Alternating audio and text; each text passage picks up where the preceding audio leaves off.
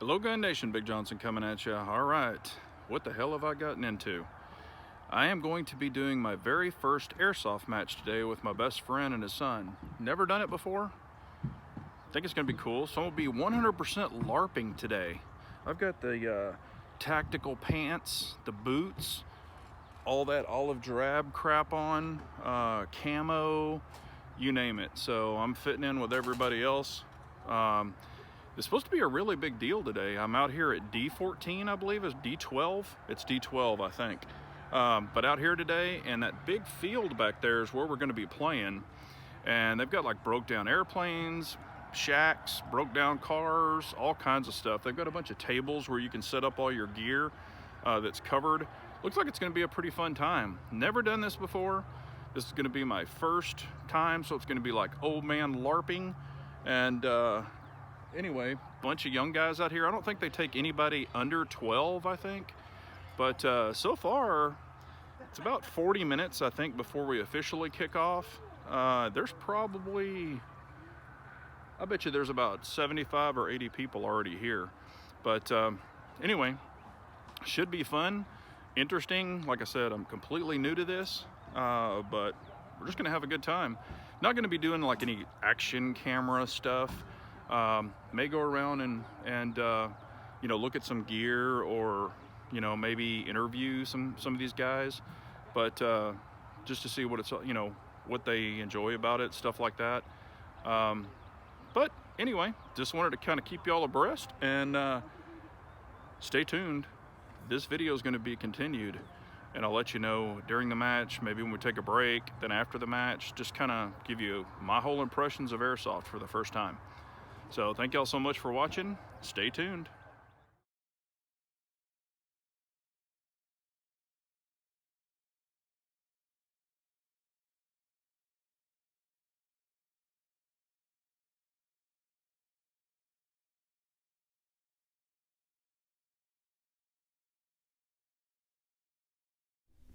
Hello Gun Nation, Big Johnson coming at you. All right, let's continue this.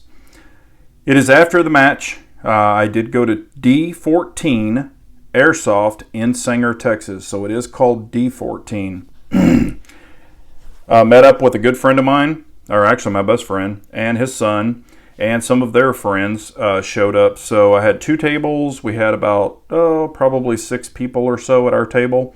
Other great people around us, grandfathers with their grandsons, adults, teenagers, younger kids, you name it, they were all out there to play. So this is a huge place. I think it's 32 acres. There were probably, when it was all said and done, I want to say there was about 250 to 300 people there. A lot of people. Also, there was a group of airsofters that travel around, and they're called Panda Airsoft. So they were there. They wear white t-shirts. I guess you can go on YouTube. Some of them have YouTube channels, and they're called Panda Airsoft. So they were there. So apparently a lot of other people came to see them play, so, and to play with them. So that's the way I understand it. Again, this is my first airsoft event. Never been to it. So here's what I ran. I ran my Bulldog Airsoft. Ran my Doughboy Tactical. This is a 1-point or 2-point sling. I had to run it as a 1-point because this front QD mount is worthless, because this rail is so tiny, kind of interferes with my hand, so I just took it off, and I ran the rear QD right here at the rear. So I took the 2-point, hooked it into this, and it turns it into a 1-point. So that is a Doughboy Tactical sling. It's made out of paracord. Another thing that I did is I started testing some dots. The TRS 25s, I have like 3 of those old dots. They were flickering, doing all kinds of crazy crap, put batteries in them, still flickering, so the contacts are probably crap. So couldn't really use any of those and depend on them, so I put my real Aimpoint Pro on there. I was actually very worried about, or concerned about, getting this front popped out, you know, with a BB, because, you know, these little BBs fly pretty damn fast. So what I did is I kept this closed, I would say 90% of the time, and I target focus. So if you keep both eyes open as you should with the red dot, as long as you can see the back, or you can see the red dot through your rear, you can superimpose targets with even the front closed. So that's what I chose to do. When I was in open combat, like not around a lot of people or a lot of BBs were flying, sometimes I would flip this up just to get a wider field of view, in case I had multiple attackers, so to say. Played multiple games, a lot of fun. Played one called Alamo, played one called Infection, I think is what it was called. But had a great time. On the gun, I ran the dog shit out of this gun. On one, it was called the Alamo. I was in this building, perched up, had a perfect position. I was just picking people off left and right. And are there cheaters in Airsoft? Yes. I shot this kid. He was running. I shot him at least 16 or 17 times. I mean, you could just see the bullet or the BBs just pouncing him. And he ran around a car like he had never been hit. The way it works in Airsoft, you get hit, you pull your dead rag out of your pocket, which is basically a red shop rag, and then you wave it, you hold it up above your head, and if you're shot, people won't continue to shoot you, and you go back to your safe area or wherever away from the fight. That's the way it should happen, but yes, I experienced a lot of cheaters. I leveled some people with Airsoft BBs, and I even heard some people go, ouch, and they didn't die. So that's going to happen. You're going to get cheaters. I didn't cheat. Matter of fact, I never even ran mine in fully auto. I only ran it in semi because I wanted to train like I do in real life. I'm not going to run around full auto in real life, so I chose to not do it in Airsoft. A lot of people run full auto. That's just, especially the Panda guys. I guess that's what they're known for, is full auto. They've got gas guns, which they wear a tank on their back and a little backpack, and it has a hose that comes into the bottom of the grip right here at the bottom, and they're called gas guns because they run on gas. So they're higher powered, they can regulate them up and down, and that's what they choose to run. A lot of them, not every one of them, I don't think, but I saw a ton of gas guns that they had. And I ran .28 BBs in here, so little heavier. You can't run .30s. I'm glad I got the 2.8s because you can't run 3.0s out of a PDW style. But you'll see the blue tape here. When you get there, you have to go over to the testing area. They test your gun. They chrono it. So they have a little chrono, and it shows your FPS that's coming out of these guns. So I was blue, so I could have full autoed people closely, but I didn't. I just, single shot everybody because I wanted one trigger pull, one BB. One trigger pull, one BB. But in this Alamo game, as I was shooting these people, I was posted up, had a great view of a lot of the area. People were running towards our building, trying to, like the Alamo, kind of last stand thing. They were trying to take over the building so we could just blast away. And I went through 3 low cap mags, and I think each one of them hold like 120 to 150. So after that, I completely ran out of ammo. So I hadn't been hit. And the official was sitting right up on the wall above me. So I said, hey, I'm out of ammo. What do I do? And he said, well, once they get in the building, they're going to take you out. So, if you're out of ammo, you're pretty much dead. So he said, throw your rag up, walk out. So that's what I did. I was just obeying by their rules. But who knows? I could have gone longer if I would have had more ammo. I did run my real Blue Force Speed 10, kind of a light carrier where you can put 3 mags in it. So I had 3 mags there and one in the gun. And we did play 2 back-to-back games. So on one of them, I used a whole mag, and I had 3 left for the Alamo game. But it was a lot of fun. I talked to a lot of really nice people, younger kids, grandparents with their grandkids, super nice people. At our table, we had 6 people, and 5 of these guys or 4 of these younger guys, teenagers, are all airsofters and want to get into real guns when they're of age. Matter of fact, one of them already has a Black Aces 12 gauge shotgun and loves it. That's my friend's son and really likes to shoot it a lot. But really, really nice people. No issues other than a fight, and I'll talk about that in a minute. But I do have a question for y'all, and I want to hear below. Do y'all do airsoft? Do you think it's valuable training, especially with the ammo crunch that we're having now? Do you think it's a viable option to go play airsoft and get some trigger time in? Because again, I never ran full auto, one pull, one BB. That's the way I wanted to play it.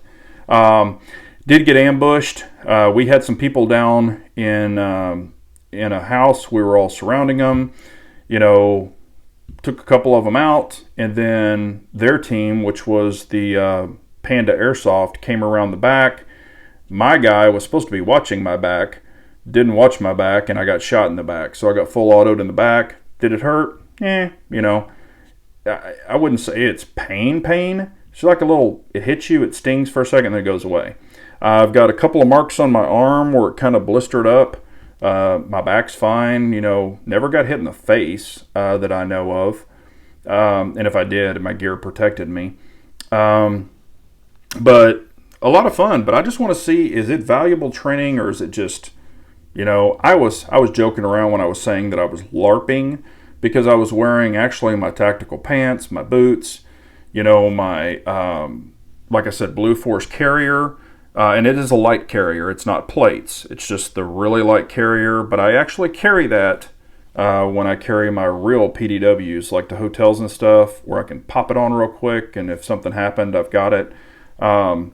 Let's see, what else did I use? I used my real gloves, because I heard that, like, if you get hit in the pink or the fingers or any of that, that's kind of painful. I did see a couple of bloody messes from some people that got hit without wearing gloves, so, because it was good I had gloves on.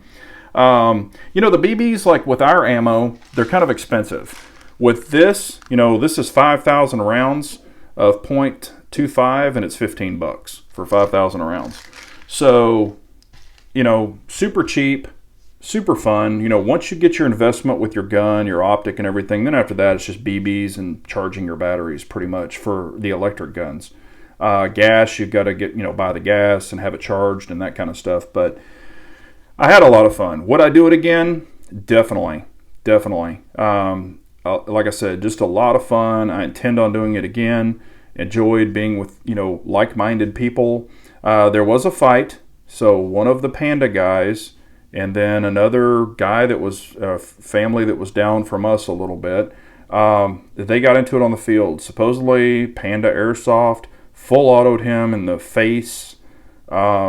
He says after he was dead, but supposedly on video it was different because a lot of these people are running like cameras on their guns, cameras on their heads, so there was video everywhere of what happened. But the one guy hit the Airsoft Panda in the face with his fist. So he had his gear on, his face shield. He punched him in the face. His face shield pushed into his head and cut his head. So there was a big fight there. They both got kicked out. And they were going to call the police and all this other stuff. So, like I said, I stayed out of the middle of that, even though it was just the table right over from us, behind us. And just making sure that nothing was going to pop off afterwards. It's a really cool place, really nice people. I highly recommend going. It was $25 for all day. You can play, I think it was like 6 or 8 or 10 games. However, a lot of ours were delayed because of this physical fight. There's a lot of arguing on the field, but no fist throwing. That was the only fist throwing that happened that day that I know of. But anyway, I would highly recommend it. Give me your opinions. Do you do airsoft? Have you thought about doing airsoft? Do you think it's valuable training? The way that I look at it, a lot of people are, they're just LARPers. They're just this. They're just that. They're kids and young people and young men, young ladies who are enjoying this sport of airsofting. A lot of those people will come to our side of the 2A community, and that's what I'm hoping for. So when I was out there, they were asking about real guns. I was giving all the information that I could. Because I want to bring those young people to our side, not have them turn the other way. So, do I think airsoft is valuable type training? Yes. Like I said, if we can get them to our side, that's what it's all about. So, I don't see any harm in that. If they want to go play airsoft, man, I enjoyed playing Airsoft. So I thought it was a blast. And I will definitely be doing it again. So, I mean, when I was hammering on those guys with all those mags at the Alamo game, this grip, that's where the motor is. This grip with gloves on, Magpul gloves, this grip was getting so hot. So I thought I was going to smoke the motor because I was just hammering on that trigger. But it didn't shut down on me. But I really thought it was going to because that motor was getting hot. But had a great time. I will definitely be doing it again. But give me your input. I definitely want to hear it. But remember, an unarmed nation is a very weak nation. So we all got to carry on.